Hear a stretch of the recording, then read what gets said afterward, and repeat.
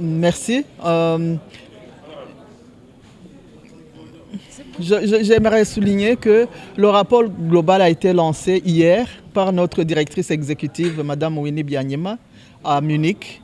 Et il y a la réunion internationale sur le sida qui se passe là-bas cette semaine. Donc le rapport global a été lancé.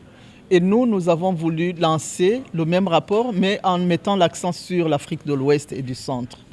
Et comme je le disais tout à l'heure, nous avons beaucoup de progrès, nous avons reconnu des progrès.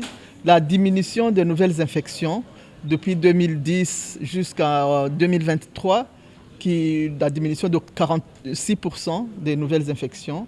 Nous avons l'accès au traitement qui a augmenté dans la région. Nous avons vraiment fait quelques progrès, mais évidemment nous avons aussi des défis, notamment l'accès au traitement des enfants. Donc c'est des défis que nous avons aussi et tout ça est dans le rapport et ça montre la situation effective de la réponse au VIH/SIDA dans notre région. Quelle situation retenir du Sénégal? Nous sommes en train de parler de la région de l'Afrique de l'Ouest et du Centre, mais le Sénégal est l'un des pays aussi qui a avancé, qui a fait des progrès en termes d'accès au traitement et qui fait beaucoup d'efforts parce que, comme je disais, l'accès au traitement des enfants, c'est une des priorités de la région et le Sénégal a mis vraiment le paquet sur l'accès au traitement des enfants. Donc ça, c'est quelque chose qu'on peut reconnaître beaucoup au niveau du Sénégal. De façon générale, dans notre région, au moment où 81% des adultes vivant avec le VIH/SIDA ont accès au traitement. Les enfants, c'est seulement 35% qui ont accès au traitement. Donc c'est vraiment un domaine où on a beaucoup d'efforts à fournir, l'accès au traitement des enfants. Oui, il y a plusieurs défis, dont l'accès au financement, effectivement. Comme je disais tout à l'heure, nous avons un gap de 2,2 milliards de dollars. Un gap si on veut atteindre les cibles qu'on s'est données et si on veut vraiment atteindre la fin du VIH/SIDA, on a besoin de couvrir ce gap. Et c'est pour ça qu'on parlait des financements domestiques, qu'on a besoin d'essayer, dans la mesure du possible, de varier les financements.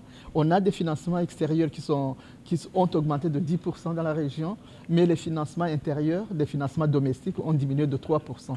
Donc, on fait le plaidoyer pour que nos pays mettent la main à la poche et qu'ils puissent vraiment financer leur réponse et assurer ainsi la pérennisation de la réponse dans leur pays. Oui, la stigmatisation, c'est l'un des problèmes que nous avons, que ce soit en milieu hospitalier, que ce soit dans la population générale.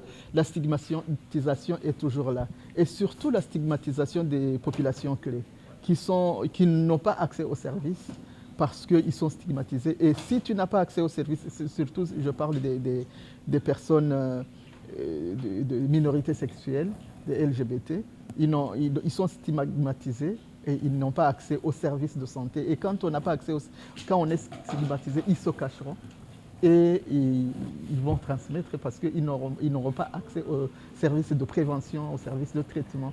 Et donc c'est vraiment un fléau et c'est un domaine où on doit faire beaucoup d'efforts. Chaque pays a ses bons moments et ses défis. Chaque pays, je ne dirais pas celui-ci est mieux que l'autre, mais ce que nous avons dit dans le rapport et que vous pouvez lire dans le rapport, c'est que le Burundi et la RDC, ils sont presque prêts à atteindre les objectifs que nous appelons 95-95-95. Ça, c'est les deux pays vraiment. Mais en termes de nouvelles infections, par exemple, nous avons dit que de façon générale, la moyenne de diminution des nouvelles infections depuis 2010 à 2023 est de 46% dans la région. Mais les pays comme le Bénin, ils ont diminué de 74%. 74%, je peux vous donner les noms des pays, mais on a vraiment des pays qui ont fait beaucoup d'efforts, dont le Bénin. Merci.